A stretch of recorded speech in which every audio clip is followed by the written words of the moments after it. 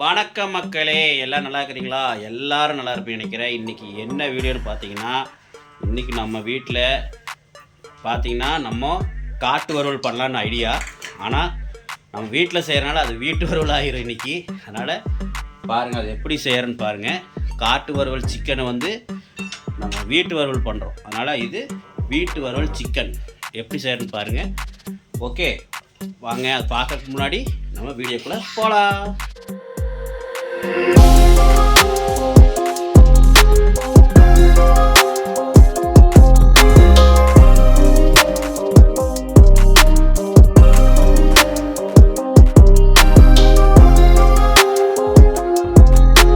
Friends பார்த்தீங்கன்னா இப்போ இதுக்கு செய்யறதுக்கு என்னென்ன பொருள்னு சொல்லிடுறோம் பாருங்கள். வரமிளகா பார்த்திங்க, இந்த மாதிரி வரமிளகா நல்லா விதையை எடுத்து வச்சுக்கோங்க. விதையை எடுத்து வச்சுட்டு நான் வந்து ஒரு கிலோக்கு அளவு சொல்லிக்கிறேன். ஏன்னா நம்ம வந்து 1.5 கிலோ எடுத்துருக்குறோம் கறி. ஆனால் நம்ம 1 கிலோக்கு அளவு வந்து சொல்லிடுறேன். 1 கிலோக்கு நான் 10 வரமிளகா போடுவேன். குழந்தைங்க சாப்பிட்றனால மேக்ஸிமம் ஒரு 6 போடுவேன். நம்ம எடுத்தது 1.5 கிலோ, அதனால் ஒரு 10 11 இந்த மாதிரி போட்டிருக்கிறேன். ஓகே, 11 வரமிளகா போட்டுக்குங்க. விதையை எடுத்துருங்க, அப்போ தான் காரம் இருக்காது. பாருங்கள், விதையில எடுத்து உங்களுக்கு நீட்டாக எடுத்து வச்சுருக்குறோம். அடுத்தது மஞ்சத்தூள் பார்த்தீங்கன்னா மஞ்சத்தூள் வந்து ஒரு 1.5 டீஸ்பூன் போட்டுக்குங்க. ஓகே, ரெண்டாவது உப்பு தேவையான அளவு, அப்புறம் எண்ணெய், அப்புறம் அவ்வளோதான். இது மட்டும்தான் பொருள் வச்சு நாங்கள் எப்படி செய்கிற ஈஸியான ஒரு மெத்தடில் நம்ம வீட்டு வறுவல் செஞ்சு பார்க்கலாம் வாங்க. இதை வந்து நீங்கள் காட்டு வறுவல் எடுத்துட்டாலும் சரி, உப்பு கறி எடுத்துட்டாலும் சரி, இல்லை வரமிளகா கறி எடுத்துட்டாலும் சரி, எப்படி வேணால் எடுத்துக்கங்க. சிரிப்பாக இருக்கும், என்னடா இது காட்டு வறுவல் போய் வீட்டு வறுவலுங்கிறான்னு. ஆமாம் ஃப்ரெண்ட்ஸ், வீட்டில் செய்யறனால அது வீட்டு வறுவலாக போயிடுச்சு. ஓகே, நான் ஈஸியான பொருளை வச்சு சூப்பரான ஒரு டிஷ் செய்ய போகிறோம். இன்னொன்று ஃப்ரெண்ட்ஸ், இந்த மாதிரி வறுவல் செஞ்சுட்டு நீங்கள் அதுக்கு தகுந்த மாதிரி நல்லா ரசம் வந்து குறுமிளகெல்லாம் போட்டு ரசம் வச்சு விட்டிங்கன்னா இந்த வறுவலுக்கும் அந்த ரசத்துக்கு அருமையாக இருக்குது ஃப்ரெண்ட்ஸ். அப்படி இல்லைன்னா தண்ணி சாம்பார் மாதிரி வச்சு விட்டு இந்த வறுவலுக்கும் எடுத்து கடித்து சாப்பிட்டு பாருங்கள், பக்காவாக இருக்கும். அப்போல்லாம் வந்து பார்த்திங்கன்னா நாங்களாம் வந்து கஷ்டப்படுற காலத்தில் வீட்டில் வந்து ஒன்றுமே இருக்காது. மேக்ஸிமம் ஒரு வெங்காயம் தக்காளி வாங்குறதுக்கு ரொம்ப சிரமமாக இருக்கும். அப்போல்லாம் என்ன பண்ணுவோன்னா வரமிளகா மட்டும் வீட்டில் இருக்கும். நாங்கள் மஞ்சத்தூள் இருக்கும், உப்பு இருக்கும், எப்போயுமே உப்பு மஞ்சத்தூள் இருக்கும்.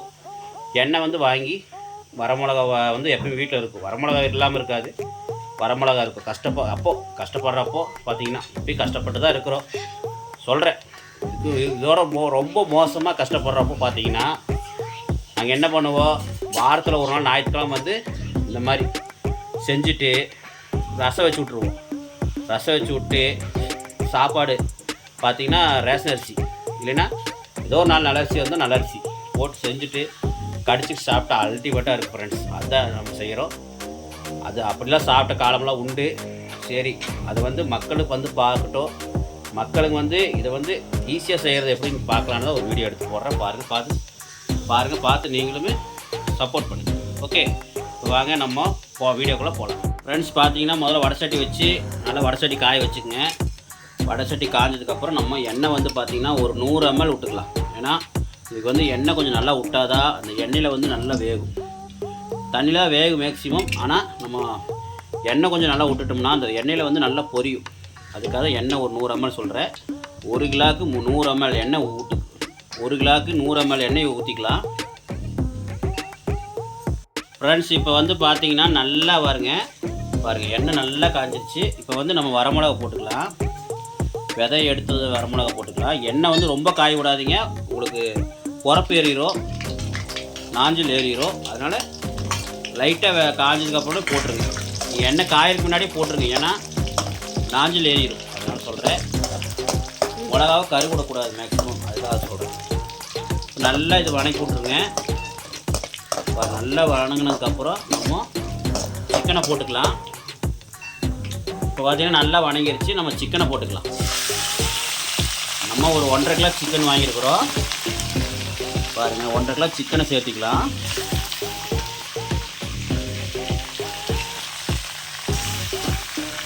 மேக்ஸிமம் இந்த நாட்டுக்கோழில் செஞ்சால் இன்னும் டேஸ்ட்டாக இருக்கும்.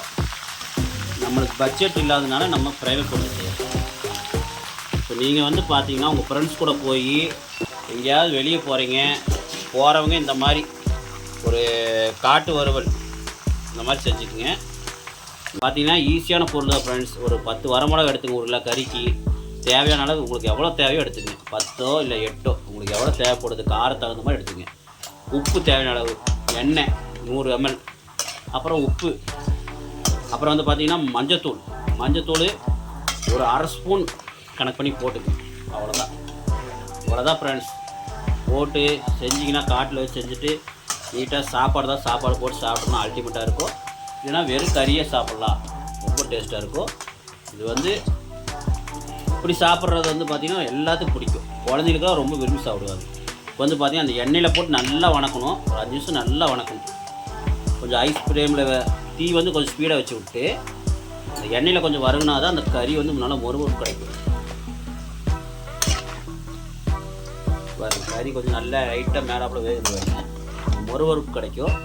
அப்போ வந்து என்ன ஆகுனா சாப்பிடும்போது அந்த டேஸ்ட் கிடைக்கும்.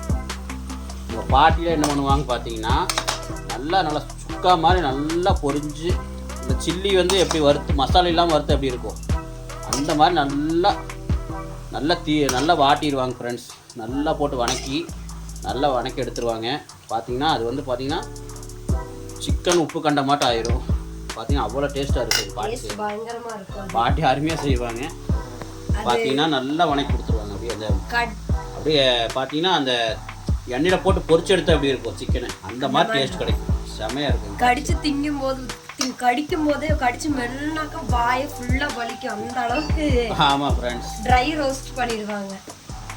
கேட்டால் அதுதான் உப்பு கறி, நீங்கள் செய்கிறதெல்லாம் சும்மா அப்படிம்பாங்க. செம்மையாக இருக்கும். பாருங்க ஃப்ரெண்ட்ஸ், இப்போ நல்லா வணக்கலாம். நல்லா ஒரு 10 நிமிஷம் நல்லா வணக்கி விடுங்க. இப்போ வந்து நம்ம மஞ்சத்தூள் போட்டுக்கலாம். மஞ்சத்தூள் பார்த்தீங்கன்னா மஞ்சத்தூள் ஒரு 1/2 ஸ்பூன் அளவு போட்டுக்கணும். சரிங்களா? ஸ்பூன் கணக்காக சொன்னால் 1/2 ஸ்பூன். ஏன்னா மஞ்சத்தூள் வந்து 1/2 ஸ்பூன் போட்டால் தான் அதுக்கு நல்லாயிருக்கும். ஏன்னா மஞ்சத்தூள் மிளகா இதுதான் இதோடைய மசாலே, அதுக்காக நான் சொல்கிறேன். 1 கிலோவுக்கு 1/2 ஸ்பூன் போட்டுக்கணும். நல்லாயிருக்கும். நல்லா பரட்டி இருக்கணும். ஆமாம் ஃப்ரெண்ட்ஸ், நல்லா பரட்டி இருக்கணும்.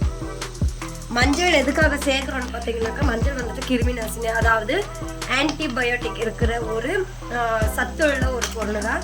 ஸோ அதனால நம்ம வந்துட்டு அந்த கிருமியை வந்துட்டு எடுத்துரும். சிக்கன் வாங்கினாக்கா சிக்கன் மீன் எல்லாம் கழுவும் போது கூட நம்ம மஞ்சத்தூள் போட்டு கழுவிக்கலாம். அது நல்லதுக்காக தான் சொல்கிறாங்க. நிறைய சேர்த்தக்கூடாது, மஞ்சள் வந்துட்டு நிறைய சேர்த்தக்கூடாது. ஏன்னா மஞ்சள் காமால வரும், ஜாண்டிஸ் இதனால தான் வர்றது. பரட்டியாச்சு. நம்ம இதில் அப்படியே கல்லுப்பு ஒரு கொஞ்சம் சேர்த்துக்கலாம். என்னடா இப்படி இருக்குன்னு பார்க்காதீங்க, பட் நல்லா வெந்து ரோஸ்ட் ஆனதுக்கப்புறம் நமக்கு வந்துட்டு இந்த கலர் உங்களுக்கு கொடுக்கும். இன்னும் கொஞ்சம் நாங்கள் மஞ்சத்தூள் போட்டுக்கிறோம். ஏன்னா நாங்கள் 1.5 கிலோ எடுத்துக்கிறதுனால இன்னொரு 1/4 ஸ்பூன் அளவுக்கு நாங்கள் மஞ்சத்தூள் போட்டுக்கிறோம். நாங்கள் 1/2 ஸ்பூன் தான் போட்டிருக்குது. 1 கிலோக்கு 1/2 ஸ்பூன் கணக்கு பண்ணிக்கோங்க. நம்ம 1.5 கிலோ எடுத்தனால ஒரு 3/4 ஸ்பூன் போட்டிருக்கோம். நல்லா வணக்கணும். அந்த எண்ணெயில் இந்த இது அப்படி வடிஞ்சோம்னா நல்லா எண்ணெயில் நல்லா வணக்கணும்னா அந்த தண்ணியில் வந்து கீழே வந்துடும் ஃப்ரெண்ட்ஸ். அதுக்கப்புறம் நம்ம தண்ணி ஊற்றிக்கலாம். இப்போ உப்பு வந்து தேவையான அளவு நம்ம போட்டுக்கலாம் ஃப்ரெண்ட்ஸ். இப்போ வந்து பார்த்தீங்கன்னா நம்ம தேவையான அளவு கல்லுப்பு போட்டுக்கலாம். என்னடா கல்லுப்பு போட்டால் கரிமா நினைப்பீங்க. நம்ம வந்து தண்ணி ஊற்றுவோம் ஃப்ரெண்ட்ஸ், அதனால் ஒன்றும் பிரச்சனை இல்லை. தைரியமாக நீங்கள் ஊற்றலாம். தண்ணி ஊற்றி வேக வைக்கிறதுனால கரைஞ்சிரும். இனிமேல் நீங்கள் வித்தியாசமான சமையலை பார்க்க போகிறீங்க. சமையல்னாவே அது செய்கிற விதம் வந்து வித்தியாசமாக நீங்கள் பார்க்க போகிறீங்க. ஆமாம் ஃப்ரெண்ட்ஸ், அதான் நீ ஐடியா பண்ணிக்கிறோம். பாருங்க, சிக்கனில் நம்ம தண்ணியை ஊற்றலாம். அந்த தண்ணி வந்துருச்சு பாருங்க. இதில் தண்ணி வந்துருக்கு பாருங்க. அந்த தண்ணி வந்தாலுமே நம்ம வந்து தண்ணி ஊற்றி தான் ஆகணும். ஏன்னா வேகணும் சிக்கன். நம்ம அந்த கறி முழுகிற அளவு ஊற்றிட்டு நம்ம வேக வச்சா போதும். தண்ணி சுண்டுறக்குள்ளே பார்த்தீங்கன்னா கறியெலாம் வெந்துடும். நம்ம ஸ்லோவாக வச்சு விட்டோம்னா தீக்கி அது பாட்டுக்கு நல்லா வெந்துட்டு இருக்கோம். இப்போ நம்ம தண்ணி ஊற்றிக்கலாம். இப்போ இது கொஞ்சம் வதங்கட்டும். இந்த எண்ணெயில கொஞ்சம் ரோஸ்ட் ஆனதுக்கப்புறம் நம்ம கொஞ்சம் தண்ணி. ஆமாம் ஃப்ரெண்ட்ஸ், இன்னும் கொஞ்சம் வணங்கிட்டோம். ஏன்னா அப்போ வந்து இந்த மொறுமொறுப்பு கிடைக்கும். பாருங்க, கறி வந்து பார்த்தீங்கன்னா இந்த கறி வந்து பார்த்தீங்கன்னா நல்லா ஒன்றும் ரப்பாகவே இருக்குது. இது வந்து நல்லா ரோஸ்ட் ஆனதுக்கப்புறம் பார்த்தீங்கன்னா இன்னும் டேஸ்ட் கிடைக்கும். அதனால் ஒரு 10 நிமிஷம் நல்லா வணங்கட்டும். ஓகே, இதுக்கு காம்பினேஷன் என்னன்னு பார்த்தீங்கன்னாக்கா நம்ம தண்ணி சாம்பார். ஸோ சில பேருக்கு தண்ணி சாம்பார்னா என்னன்னு தெரியாது. பாருங்க, ஸோ பருப்பு தக்காளி நான் ஃபஸ்ட்டு வேக வச்சுட்டு மஞ்சள் போட்டு கொஞ்சமாக நல்லெண்ணெய் விட்டுக்கோங்க. ஏன்னா நல்லெண்ணெய் வந்துட்டு சூடு தணிக்கும். அதுக்கப்புறமா தக்காளி பருப்பு எல்லாம் போட்டு ஒட்டுக்க நான் வேக வச்சுட்டேன், மஞ்சத்தூள் எல்லாம் போட்டு. அப்புறமா நல்லா வெந்ததுக்கப்புறம் இறக்கிட்டு நான் வெங்காயம், பெரிய வரமிளகா காரத்துக்கு ஏற்ற மாதிரி போட்டு நல்லா எண்ணெய், கடுகு, கருவேப்பிலை போட்டு தாளித்து விட்டுட்டு இந்த வெங்காயமும் வரமிளகாயும் போட்டு நல்லா வதக்கிட்டு இந்த பருப்பு, கடைஞ்ச பருப்பு நம்ம எடுத்து தண்ணி ஊற்றி கொதிக்க வச்சு நல்லா பச்சை வாசம் போனதுக்கப்புறம் கொதிக்க வச்சுருங்க. கொதிக்க வச்சுட்டு இந்த பதத்துக்கு இருக்கும்போது நீங்கள் கொதிக்கும் போதே கொத்தமல்லி தூவி விட்டுருங்க. தூவி விட்டாக்கா செம்ம டேஸ்ட்டாக இருக்கும். ஸோ இதுதான் தண்ணி சாம்பார். ஸோ தெரிஞ்சவங்க நிறைய பேர் இருப்பாங்க, தெரியாதவங்களுக்காக நான் இந்த டிப்ஸ் கொடுக்குறேன். ஸோ இதுக்கு இந்த உப்பு கறிக்கு காம்பினேஷன் சாம்பார், தண்ணி sambar with white rice and உப்பு கறி. இப்போ பாருங்கள், இப்போ கறி வந்துட்டு தண்ணியெல்லாம் மேலே வந்துருச்சு. இப்போ நம்ம இதில் வந்துட்டு ஒரு 1.5 டம்ளர் இல்லை 2 டம்ளர் அளவுக்கு நம்ம இந்த கறி முழுகிற அளவுக்கு தண்ணி சேர்த்துக்கலாம். இப்போ வந்து நம்ம தண்ணி சேர்த்துக்கலாம். ஃப்ரெண்ட்ஸ் பாருங்கள், இது வந்து சீக்கிரமாக முடிஞ்சிடும் ஃப்ரெண்ட்ஸ். ஒன்றும் இல்லை, இதை போட்டு வணக்கி போட்டு டக்குன்னு கறியை போட்டு நல்லா ஒரு 1/4 மணி நேரம் வேக வச்சிங்கன்னா முடிஞ்சது. கறி வெந்துடும். சீக்கிரம் ஈஸியான ஒரு ரெசிபி, டக்குன்னு செஞ்சிடலாம். இது வந்து பேச்சுலர்களும் செய்யலாம், யார் வேணால் செய்யலாம். உரம்பரை வந்தாங்கன்னா டக்குன்னு இந்த மாதிரி செஞ்சு கொடுத்துடலாம், அருமையாக இருக்கும். இப்போ வந்து பார்த்தீங்கன்னா கறி முழுவதும் தண்ணி ஊற்றியாச்சு. நல்லா இது நல்லா கொதிக்கிட்டோம். நம்ம வந்து பார்த்தீங்கன்னா தீயை வந்து மீடியம் வச்சுக்கலாம். கட்டை போட்டு மூடி வச்சுருங்க. தீயை வந்து மீடியமாக வச்சுருங்க. போதும், ஒரு 1/4 மணி நேரம் கொதிக்கிட்டோம். அதுக்கப்புறம் தண்ணிலாம் வந்து சுண்டுனதுக்கப்புறம் நம்ம கறியை வெந்துடும், நம்ம எடுத்துடலாம். ஓகே, இப்போ வாங்க நம்ம கறி வெந்ததுக்கப்புறம் உங்களுக்கு காட்டுறோம். ஃப்ரெண்ட்ஸ் பாருங்கள், நம்ம நல்லா பாருங்கள் வேக வச்சாச்சு. இங்கே பாருங்கள் தண்ணியாக வற்றி எப்படி இருக்குதுன்னு பாருங்கள், அல்டிமேட்டாக இருக்குது பாருங்கள். வரமிளகா வந்து நாங்கள் கம்மியாக தான் போட்டிருக்கிறோம். 1 கிலோவுக்கு 10 போட்டிங்கன்னா கரெக்டாக இருக்கும். ஓகே, பார்த்துங்க, செமையாக இருக்குது ஃப்ரெண்ட்ஸ், அல்டிமேட்டாக இருக்குது. அவ்வளோதான், ரெடி ஃப்ரெண்ட்ஸ். நம்மளுக்கு வீட்டு வறுவல் காட்டு வறுவல் போய் இப்போ வீட்டு வறுவல் ரெடி. இங்கே பாருங்க, ஆஹா,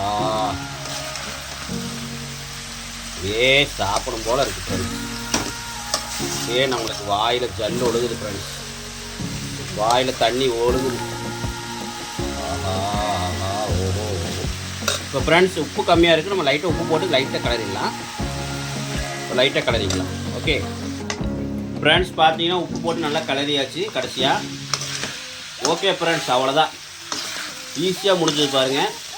நாங்கள் செஞ்சது பார்த்தீங்கன்னா கரெக்டாக பார்த்தீங்கன்னா ஒரு 1/4 மணி நேரம் தான் செஞ்சோம். எல்லாம் போட்டு வேந்ததுக்கு தான் ஒரு 10 நிமிஷம் ஆச்சு. 5 நிமிஷத்தில் நாங்கள் எல்லாம் செஞ்சு முடிச்சாச்சு. மொத்தம் 1/4 மணி நேரத்துக்கு டைம் ஆயிடுச்சு. பார்த்து அது சிக்கன் சாஃப்டாக இருக்கிறதுனால சீக்கிரமாக வந்துடுச்சு. அது வெந்துச்சு ஃப்ரெண்ட்ஸ், சீக்கிரமாக சாஃப்டாகிறனால சிக்கன் சீக்கிரம் வந்துடுச்சு பாருங்க.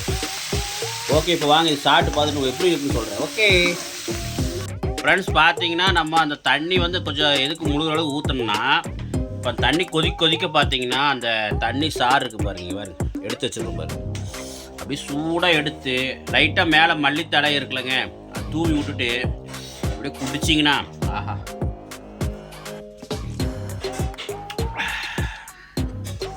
சூப்பு வாட்டவே இருக்குது. அசல் நாட்டுக்கோழி சூப் மாதிரி இருக்குது. மல்லித்தலை போடல, ஆனால் பட்டை கலப்புது. இதே நாட்டுக்கோழியை செஞ்சால் இவங்க எப்படி இருக்குன்னு வாசம் பண்ணி பாருங்கள். ரெடி ஆகிடுச்சு, நம்ம சாப்பிட்டு பார்த்துட்டு சொல்கிறேன் எப்படி. ஓகே, நீங்களுமே நல்லா கொதிக்க இருக்கும்போது நாட்டுக்கோழி செய்யும்போது சொல்கிறேன்.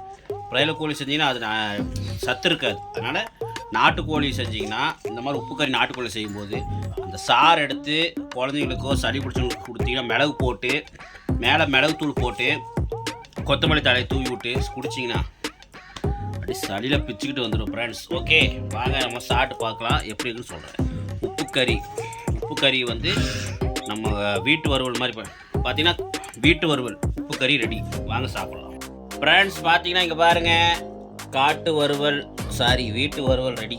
இங்கே பாருங்க சாம்பார், அப்புறம் உப்பு கறி, அப்புறம் பார்த்தீங்கன்னா காட்டு வறுவல். அது வந்து இன்றைக்கி நம்ம வீட்டில் செய்யறதுனால வீட்டு வறுவல் ஆகிப்போச்சு. வீட்டு வறுவல், சாம்பார், ஒயிட் ரைஸ். வாங்க சாப்பிட்டு பார்த்துட்டு எப்படி இருக்குன்னு சொல்கிறேன். ஓகே ஃப்ரெண்ட்ஸ், பாருங்கள் கறி பாருங்கள். கறி இன்றைக்கி கொஞ்சம் சாப்பிட்டா இருந்தனால சீக்கிரம் வந்துடுச்சு ஃப்ரெண்ட்ஸ். இங்கே பாருங்க, பஞ்சாக வருது ஃப்ரெண்ட்ஸ். இன்னொன்று ஃப்ரெண்ட்ஸ், இதில் இருக்கிற அந்த வரமிளகா போட்டு செஞ்சோம்லங்க, அந்த வரமிளகா வந்து சாப்பாட்டில் வச்சு சாப்பிட்டா அல்டிமேட்டாக இருக்கும். ஆஹா, ரொம்ப பிடிக்கும் ஃப்ரெண்ட்ஸ். உப்பு கறினா எனக்கு உயிர். அது இந்த காட்டு வறுவல்னு சொல்கிறாங்க, அது அந்த ஊரில் அந்த மாதிரி சொல்கிறாங்க. ஆனால் நம்ம ஊரில் உப்பு கறி தான். இது வந்து மேக்ஸிமம் ஆசாரி வரும்னு கூட சொல்லுவாங்க. இதுவாரு ஏன்னா நாங்கள் ஆசாரி தான், அதனால் எங்களுக்கே தெரியாது. நாங்கள் ஆசாரி எத்தனைக்குமே எங்களுக்கு ஆசாரி வரும்னு கூட தெரியாது. அப்புறம் டிவியில் பார்த்தா எங்களுக்கு தெரிஞ்சுக்கிட்டோம். இதுவாரு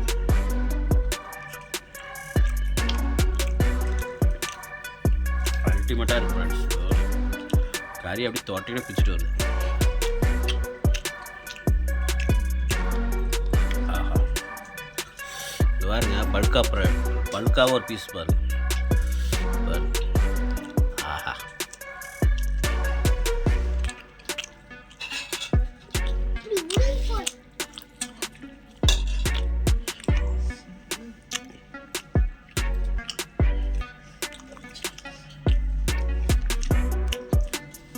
இந்த கறி சாப்பிட்டு உயிர் விட்டா கூட விட்டுறலாம், அந்த அளவு டேஸ்ட்டு அப்படி இருக்குது. கடைசியாக என்ன ஆசைன்னு கேட்டாங்கன்னா நம்மளுக்கு கறி உப்பு கறி செஞ்சு கொடுத்துன்னு சொல்லிடலாம். அந்த மாதிரி இருக்குது டேஸ்ட், அல்டிமேட்டாக இருக்குது. அவ்வளோ டேஸ்ட் ஃப்ரெண்ட்ஸ். நீங்கள் செஞ்சு பார்த்துட்டு சாப்பிட்டீங்கன்னா தெரியும். தயவு செய்து சாப்பிடுங்க. ஒன்று சொல்லிக்கிறேங்க பாருங்க.